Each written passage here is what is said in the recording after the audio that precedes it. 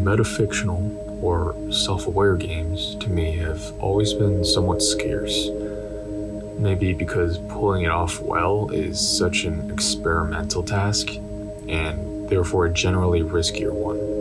Rarely do you see AAA games using metafiction conventions in their games, although some have elements of metafiction such as Metal Gear Solid 2. What I've typically seen is that those meta-narratives are reserved for indie games. It seems that such efforts pay off.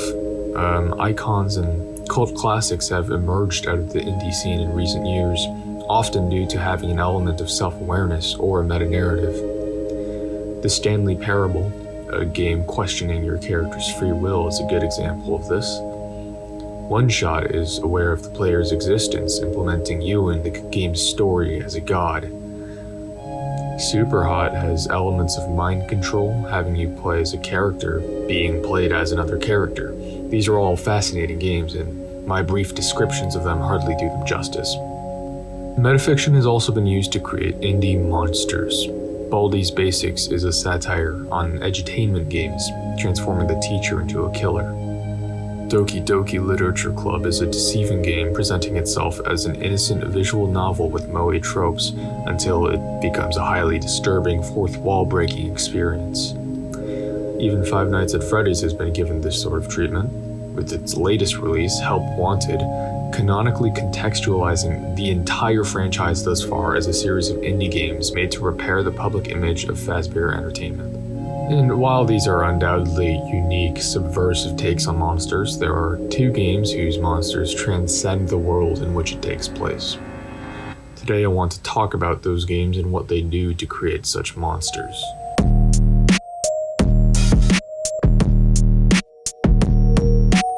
Pony Island is a puzzle game by Daniel Mullins, released in January of 2016. The way it is advertised would suggest a colorful, childlike gameplay experience. I mean, just take a look at this trailer.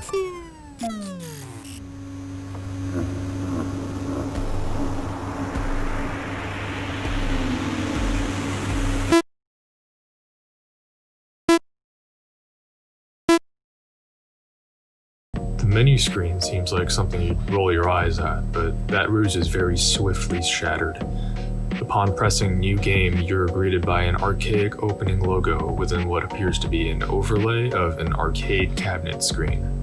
The company that apparently made this game is different. A certain System Tech Incorporated was behind this, and not Daniel Mullins.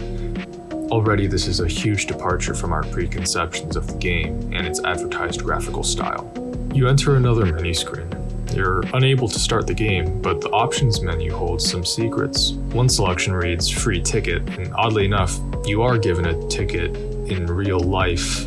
A realistic hand moves in front of the screen to show off a realistic ticket, reinforcing that this is no ordinary game.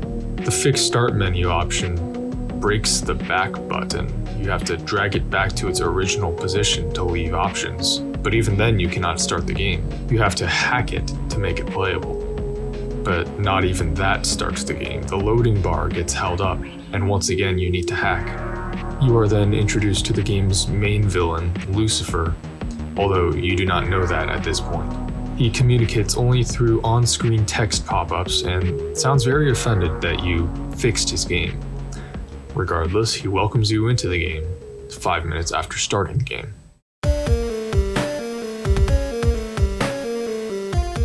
The core gameplay of Pony Island is a horribly uninteresting endless runner where you must jump the titular pony over multiple gates of sorts. Yet, in spite of completing such a dull task, you gain ridiculous amounts of EXP.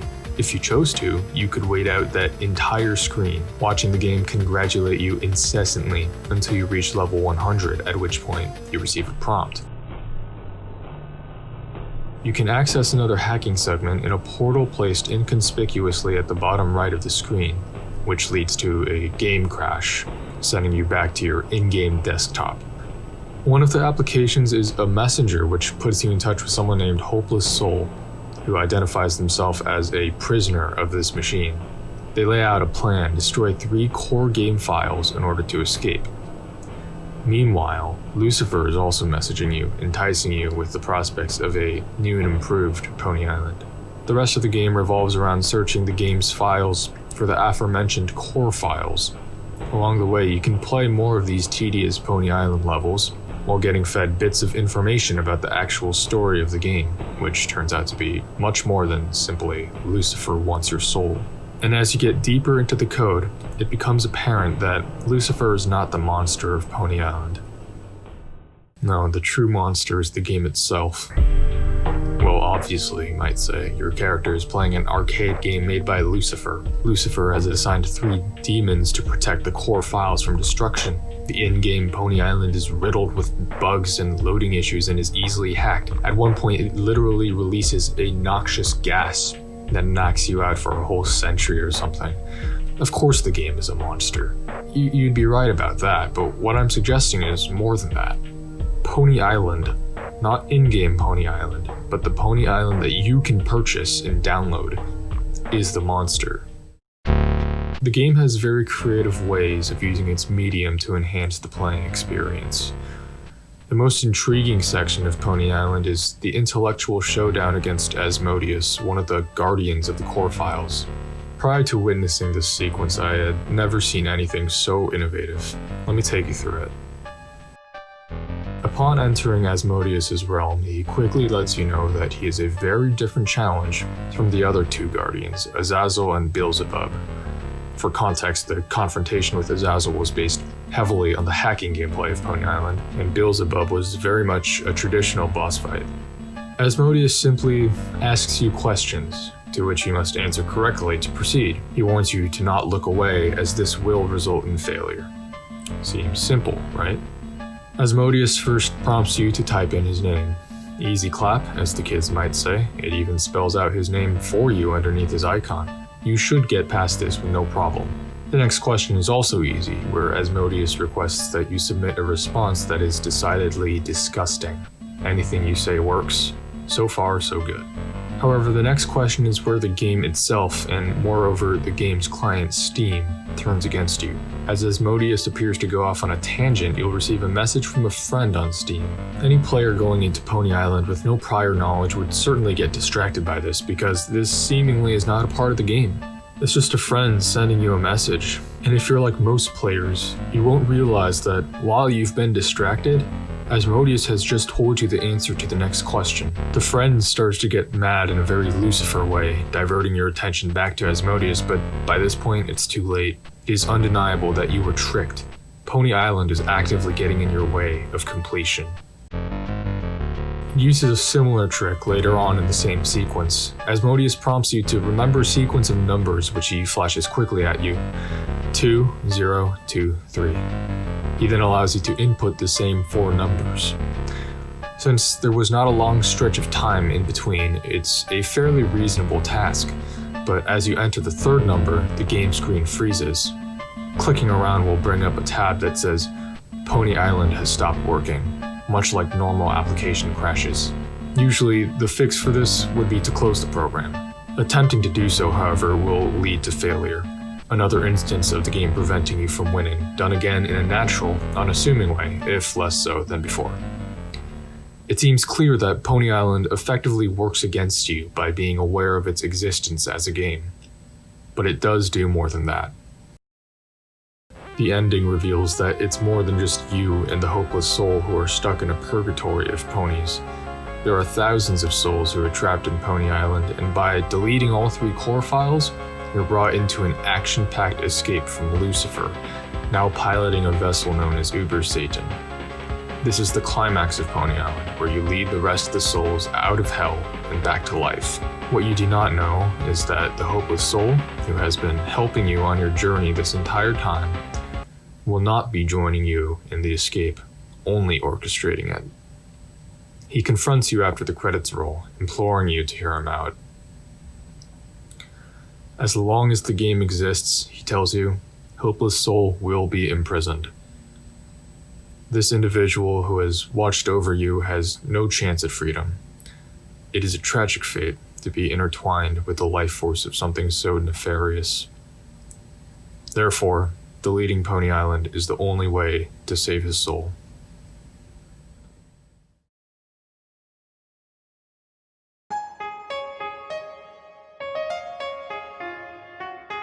Undertale is an RPG/bullet hell game by Toby Fox released in September of 2015. It's a much longer and much more story-based experience than Pony Island, so it'll accordingly necessitate much more explanation. In the world of Undertale, there exists a species called the monsters, who dwell in a place called the Underground following a war with the humans. They exist there accepting the oppressive circumstances, but expressing discontent with it. You play as a human child who has had the misfortune of falling into the underground. The only way to return to the surface is to defeat the Monster King and pass through the magical barrier separating underground and surface. This may sound like a stereotypical RPG plot, but I've watered it down heavily. Undertale subverts the RPG genre by giving you the option to spare the monsters, who you will encounter in battle. Your enemies are not the bloodthirsty creatures you'd associate with the word monster, either. Often they're innocent things who are just plugging along in life, dealing with its difficulties as most humans do. They are a rather friendly species, and save for a few boss monsters, none of them really want to kill you. This brings up the issue of choice. No longer do you have to kill every single enemy, as an RPG might typically dictate of you. These monsters are living things with feelings. Now you can't blame the game for your unforgiving mass murder. Whether or not you choose to kill is all on you. You might already see where I'm going with this, or rather you may begin to understand who the monster of Undertale really is. But let me explain further.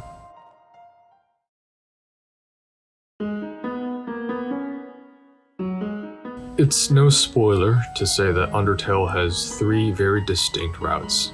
Your first playthrough is always a neutral route, the middle road.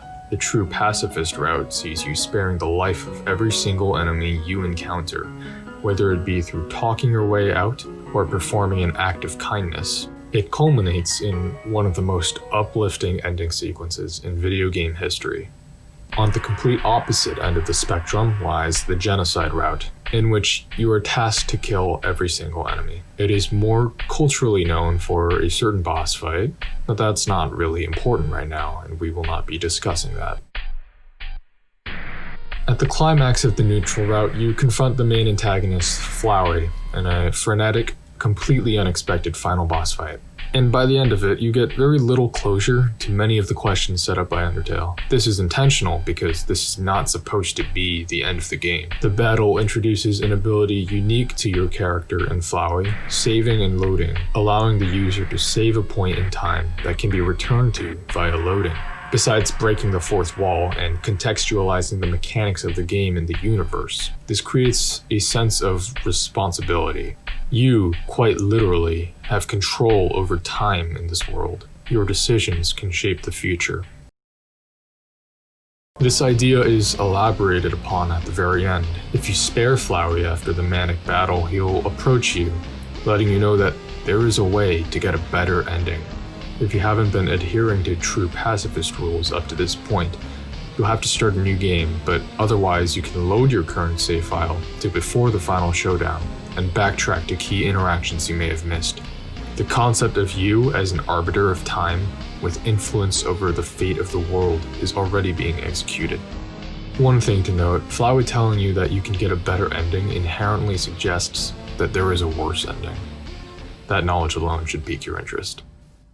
So it would seem, of course, that the genocide route is where we start to see the real monster lurking inside or outside of the game. That is incorrect. It begins when you have witnessed the happiest day of monster species history. The ending of the true pacifist route sees the freedom of all monster kind as they collectively shatter the barrier and climb to the surface, witnessing a sunset for the first time. It's a really beautiful scene and is, without a doubt, the happy ending to this story. Nothing could ruin this moment. Except you. Flowey confronts you again following True Pacifist's conclusion. He implores you to not reset the game.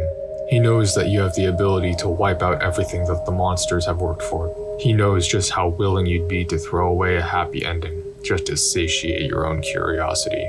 Your desire to see everything that the game has to offer is what is fostering a monster within you. The moment you reset Undertale, your transformation has begun. It could end there, but Undertale drives home your depravity even further in the genocide route. Not only are you dashing the monster's hopes and dreams, but you're creating an entire new timeline just so that you can kill them all. If the genocide route is properly achieved at the beginning of the game, no longer do you receive an exclamation mark indicator whenever an enemy attacks. It changes to a smiley face, as if you're excited to fight. It's such a subtle difference, yet it's chilling all the same. There's another small detail that I want to touch on. In each major area of the game, you need to kill a certain number of monsters for genocide route to continue taking effect. Once you pass that threshold, the next time you enter a battle, no enemies show up, because the monsters now fear you. Towns and areas where you'd usually see an NPC are abandoned, and a haunting ambient track replaces the usual environmental music.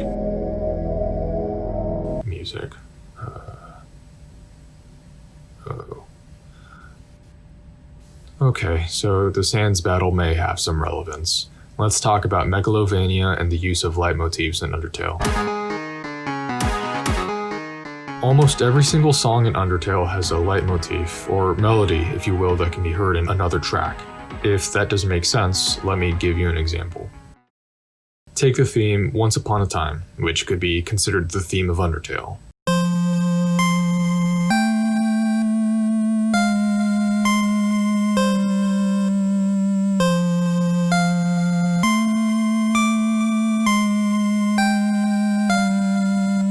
It can be heard in a multitude of other tracks on the OST, including but not limited to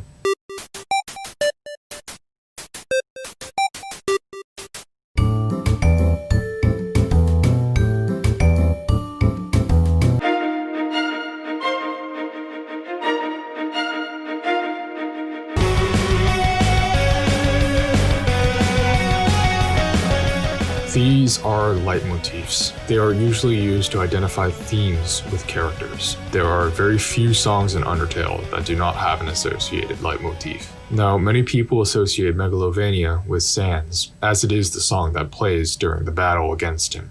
But listen to these songs that have Sans' theme.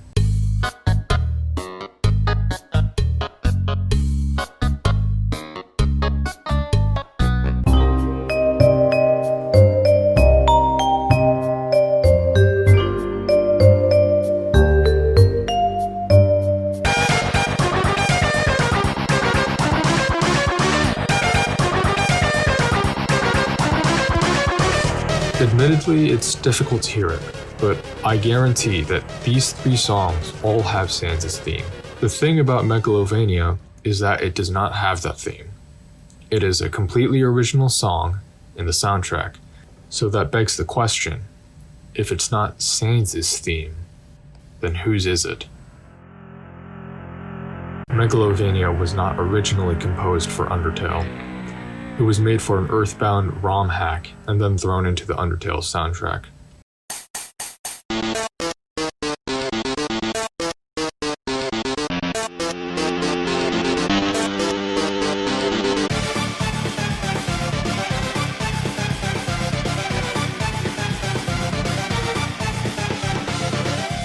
A foreign thing entering the underground.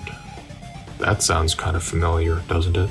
Megalovania, a song which plays at the very peak of the genocide route, is not Sans' theme.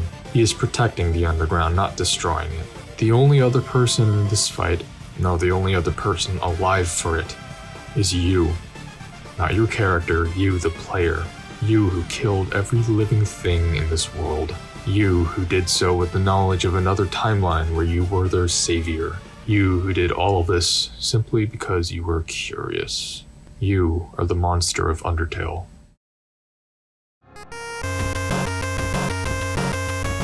In all of gaming, I've never seen master strokes of monstrosities such as the ones seen in Pony Island and Undertale. Both of these games break conventions in many other ways besides in the monster aspect, and I'd strongly recommend giving both a try. I hope that my analyses of these games has maybe changed your perspective a little bit on what a monster really is. Perhaps you'll be more sympathetic towards enemies when you encounter them, running from battle instead of engaging in combat.